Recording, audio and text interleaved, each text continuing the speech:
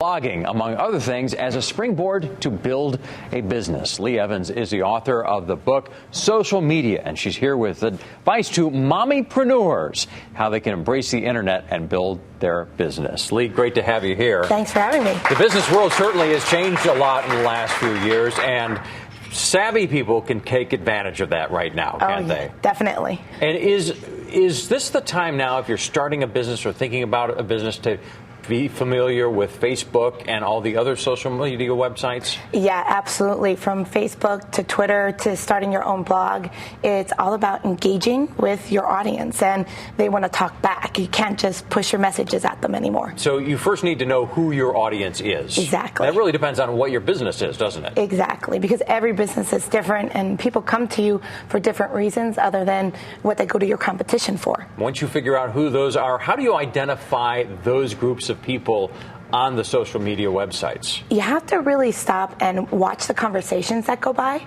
because they have different jargon, they have different ways of speaking. Sometimes they might use a blog and talk through comments, and then they might take it to Twitter, or they might take it to Facebook and engage. So you really have to follow the conversations to see who the influencers are and exactly how they're influencing people. Now, some of those people have been very successful. Is it a good idea to connect with those people? Absolutely. Those are the people that can help you reach into their audiences and then help perpetuate it further. A lot of people who sign up for Facebook or Twitter feel like they're sharing a part of themselves, maybe they feel like they're sharing too much.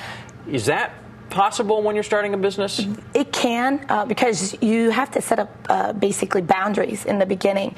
And when you set up the boundaries, then your audience can get to know you a little bit better through those boundaries that you set up. But a lot of people get into it and they don't realize they're not setting up the boundaries first. So sometimes you don't want your customers knowing you're going to go pick your kids up for soccer at 5 o'clock.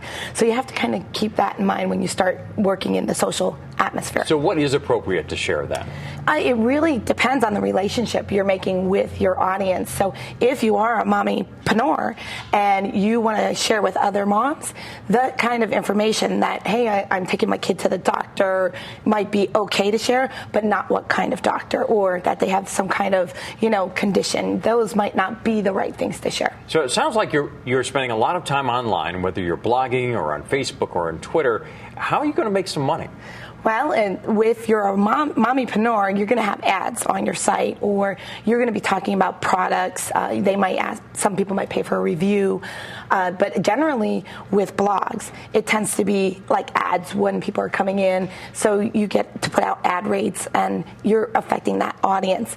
If you're just promoting yourself and you're trying to get people to come into your business, these are things that are going to start to bring in foot traffic in for your business, or get people to start buying things online from you. How do you find your advertisers, or will the advertisers come looking for you if you have a successful blog? They generally will come looking for you, because if you're starting to draw the influencers and build a big audience, they want to be in front of that audience. And can you make enough money to survive on doing this? You can. It takes a while. It doesn't happen overnight. A lot of people think, oh, Charlie Sheen got 1 million followers overnight on Twitter, I'm going to start a blog and have 1 million followers on my blog. It doesn't work that way. It's gradual. Sometimes it takes a year or two before that audience really starts to build up and trust you. Should you choose one of these websites to concentrate on, or do you need to be everywhere with your business? No one can be everywhere. I would say you really need to focus where your demographic is at first, and then start to layer it on if they are in other areas. And how can you measure your success other than the dollars coming in? Well, Google Analytics is free, so you can put analytics on your website or your blog. But then there's also other types of tracking software, such as Tracker or Viral Heat, that you can measure how much people are talking about you in relation to what you're selling or what you're talking about. Is there a secret to retaining your audience too? Always be engaging with them. Acknowledge them and say thank you. Everybody wants to be acknowledged for their time. Well, Lee, we thank you for your time. Lee Evans, author of the book Social Media Strategies for Engaging in Facebook, Twitter, and other social media. Pleasure. Great.